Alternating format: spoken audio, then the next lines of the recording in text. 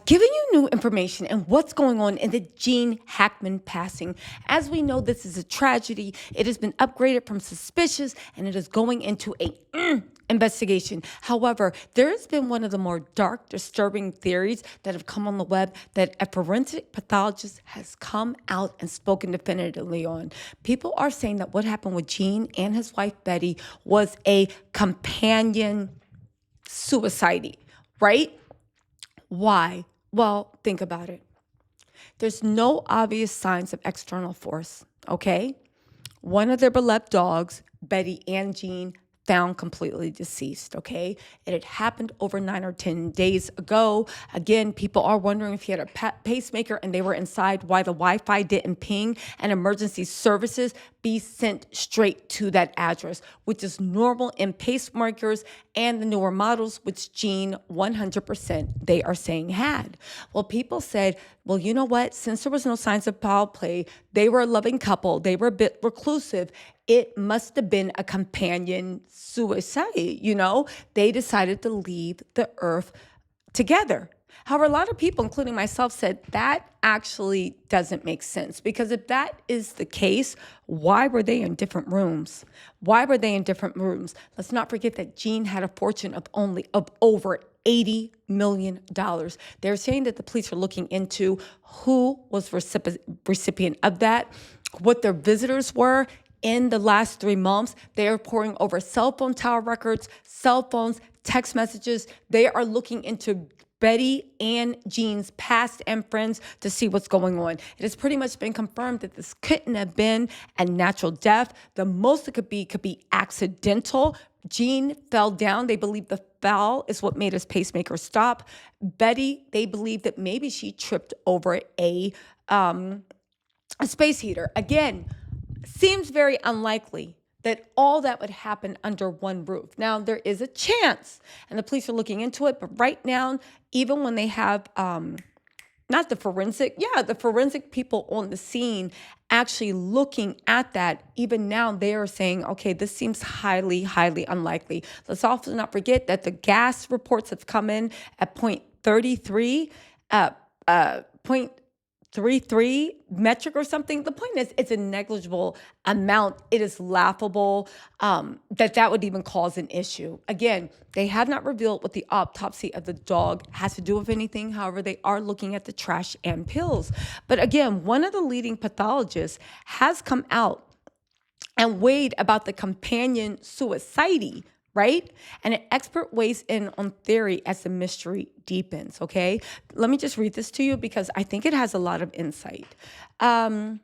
Listen, Jean and Betty were discovered in their home in Santa Fe, New Mexico by a neighborhood security officer after pest control workers reported not being able to get in touch with the residents. Now, I do want to say this. For their residency to run such a tight ship that the exterminator, which we all know probably comes like once a month, not being able to get into the building one time and then calling security, does that usually happen? Unless they call security to come let them in. Now, interestingly enough, on the 911 call, security says that he sees a couple of bodies laying on the ground, but Jean was in the mudroom and Betty was actually in the bathroom. So again, how did you see both? Again, he could have walked around. The police are investigating and they don't have him as a suspect. I just think that it's odd. On top of that, the security guard said that the door was closed. The police said, that the door was open, and I believe the police said that the door was actually closed, leading me to believe that when the security guard came by was somebody in the house and they left. Again, they say that it looks like their bodies had at least decomposed for 10 days, and people are saying that Betty looks like that she may have been alive after Jean. Anyway, they're saying authorities investigating the passing have already said that the deadly carbon monoxide leak is unlikely, but now an expert is weighing in on another theory.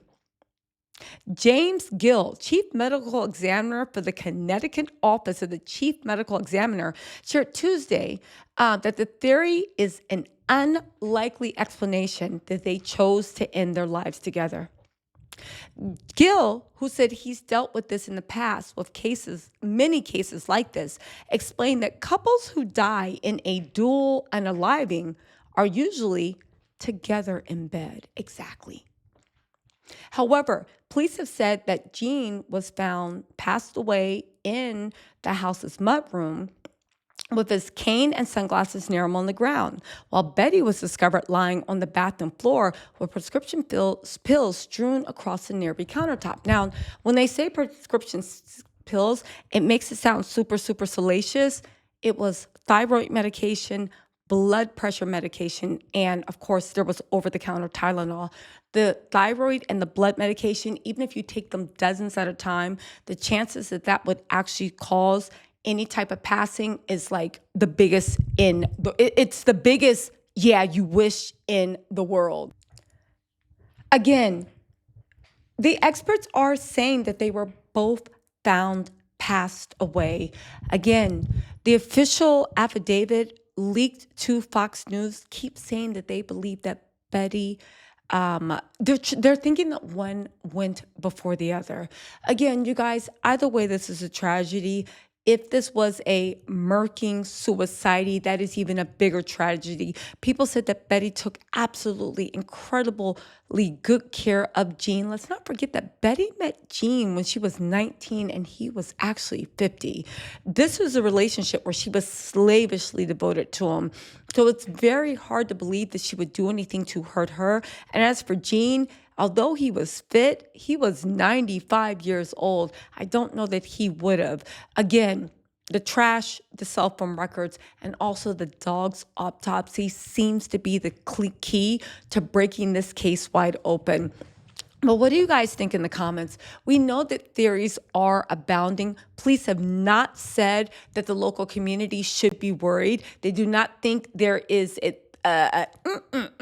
yes, I'm speaking in code. They do not believe that anybody like that is on the loose. However, the police are being very cautious and they have said that they will deliver updates as they come, even if one of those updates is that the community should be on notice. Interestingly enough, when you talk about that, one thing they actually are looking into is his business associations. Apparently, he invested in a lot of local businesses, had a fortune of 80 million, and there were a lot of local businesses on the street, that had financial ties to Gene. Again, it could be nothing, but at this point, police are looking into everything and everybody that could have been in Gene Hackman's orbit and Betty's orbit, and anything on anyone that may have wanted to do them harm or unintentionally did them harm. Again, the police have pretty much confirmed carbon monoxide is a no, gas is a no, companion suicide is a no. On top of that, they are pretty much ruling out accident, which is why it's been upgraded from suspicious. The family has spoken out on this. They are letting the nephew be the mouthpiece, and the nephew is shocked that it wasn't carbon monoxide or gas. And he said the family has vowed to stay quiet and just let the police do their job. And they are hoping, as all families would, that they actually passed away of natural causes, no matter how improbable. They are hoping that they passed away from natural causes. And anyway, you guys, let me know what you think in the comments. I will talk to y'all later. Bye.